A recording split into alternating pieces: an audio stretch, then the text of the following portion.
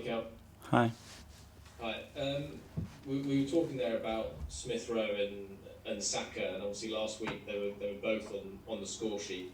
Do you think with their games as they're developing, the next step for them is to be consistent goal scorers and chipping in with high amounts of goals like we see players in that position of a high level do week in, week out?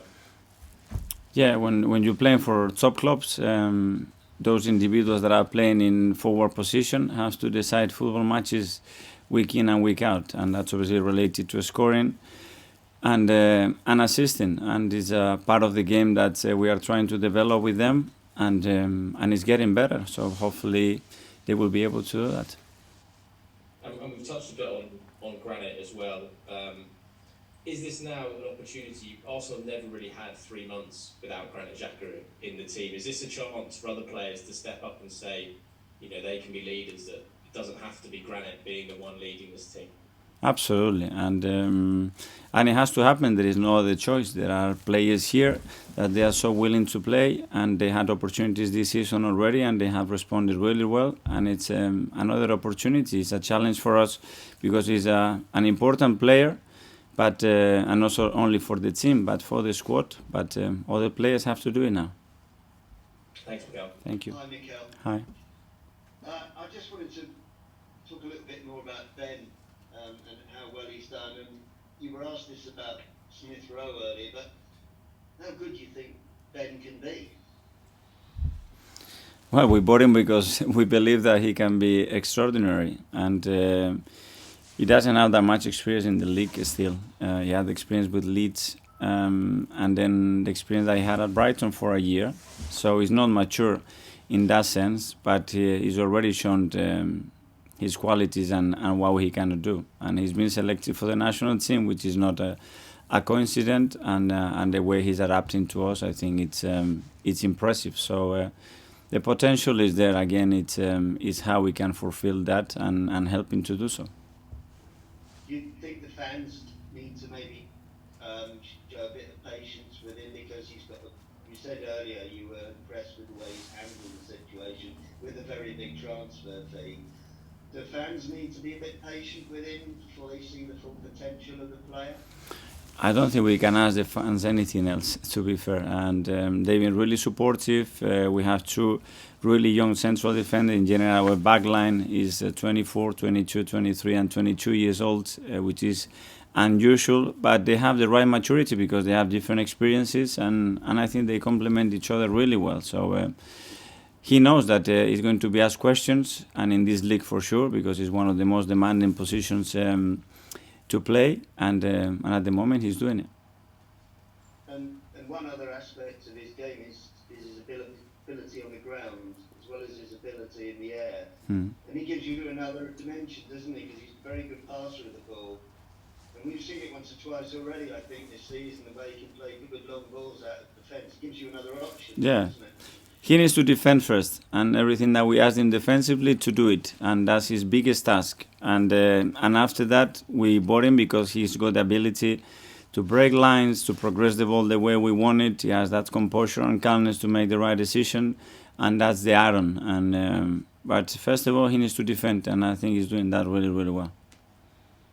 Just one more from me. I was touching on what you said earlier about every defeat at a big club has to be a crisis.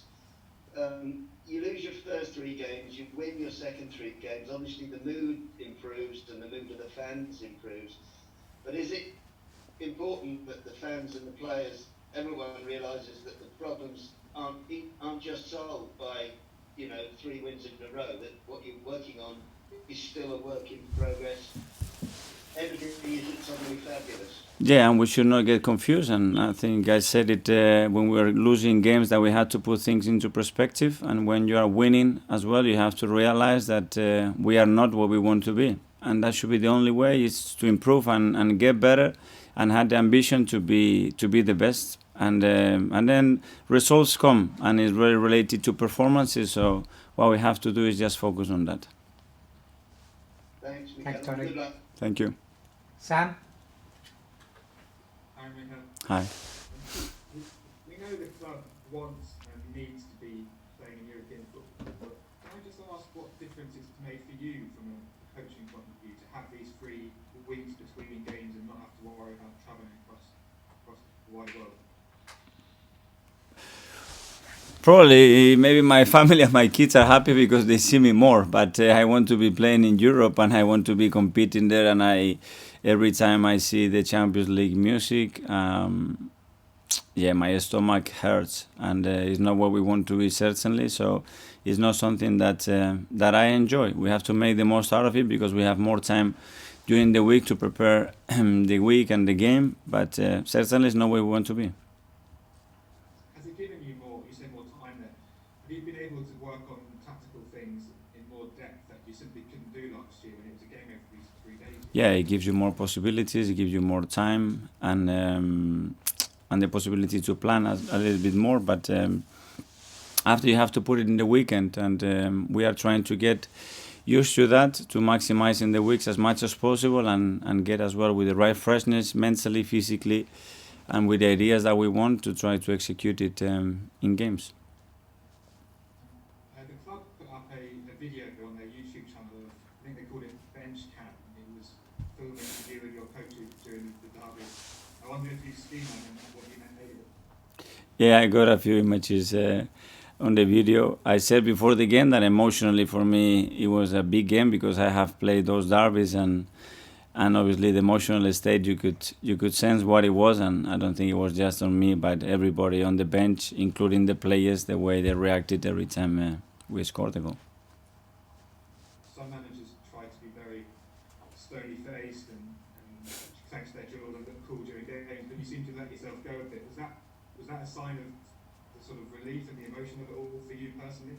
I don't know. It was a natural reaction, and it's what I did. I'm just going back quickly to Leno. In an interview with the German paper, was saying he's not been given a reason why he's been left out of the team in the last few weeks. Is that right? And what's the conversation been with him? Well, I had a very clear conversation within 48 hours before I was going to make the decision. And obviously, any conversation that I had with him is completely private, and I'm not going to speak with any media about it.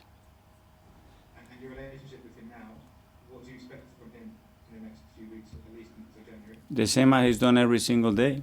Train the way he does, be the way he is, the person he is, the way he handles himself, and try to help the other keepers, and the other keepers try to help him.